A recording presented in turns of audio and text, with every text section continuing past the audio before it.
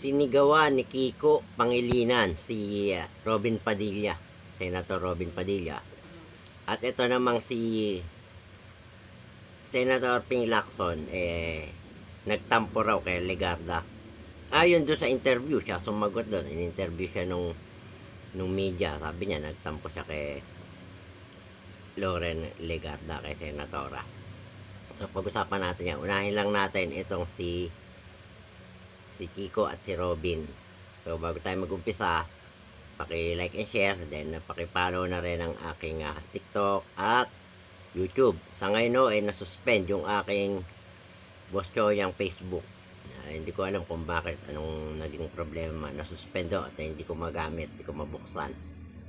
So balik tayo sa topic, no. Kung napanood ninyo yung kahapon, usapan nila Robin, no. Dinig na dinig yung sigaw ni Kiko.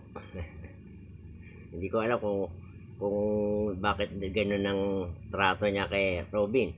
Porque ba si Robin ex-con at siya ay isang abogado.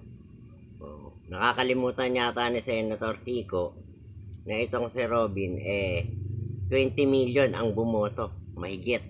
At siya si George lang yata bumoto sa kanya, kaya siya nanalo. O baka lang hindi ko sinasabing totoo. O baka naman dahil naging jowa ni Shawi si si Robin. Joke lang yan.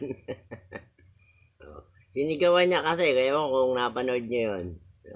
Nag-apila itong si Senator Robin kay Loren Legarda. So, abangan natin yung susunod na kabanata. Alam ko, nakikipagkamay si Kiko dumidepensa, hindi rin siya sumigaw. Pero dinig na dinig yung sigaw niya, lakas. Dito naman tayo kay Lacson. Nagtampuro siya kay Loren Legarda dahil bumaliktad.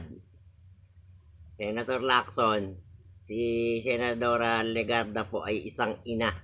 Nanay yan. Nakikita niya na nangyayari sa anak niya. Nagkaroon nga ng threat, hindi kumibo yung ali.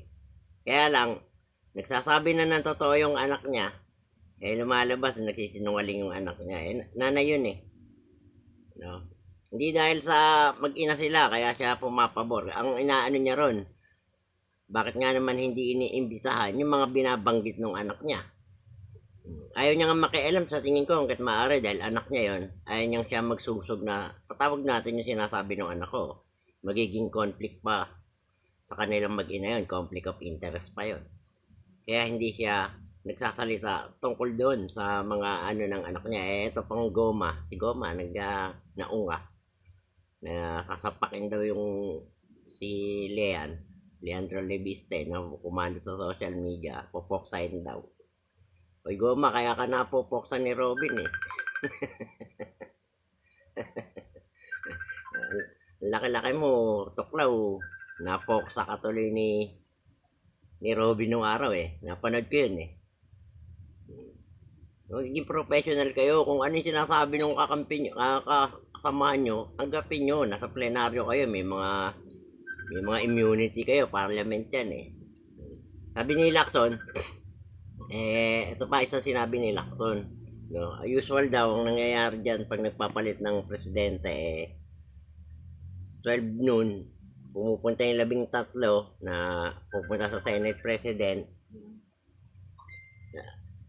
para sabihin na gusto nilang palitan yung liderato. Ganun naman pala, tapos magtatampo ka.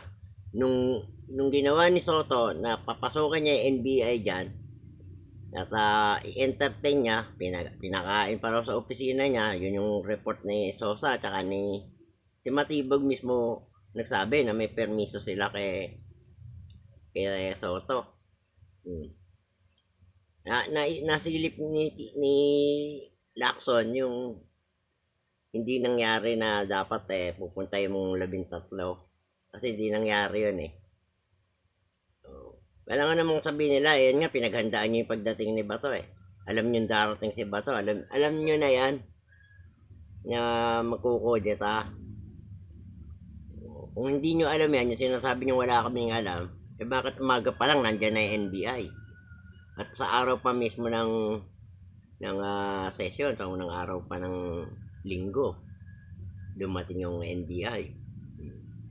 At mismo si Matibag noon nagsabi noon na may permiso sila kay Soto.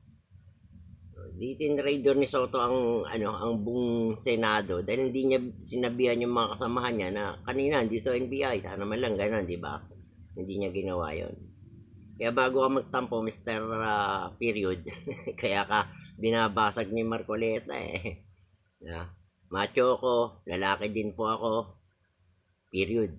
O maraming ganyan sa gym, yung iba may bigote pa. Punta ka sa gym, meron mga ganyan, macho, lalaki, may bigote pa iba. Sabay sesenyasan ka. Yun lamang po, maraming salamat.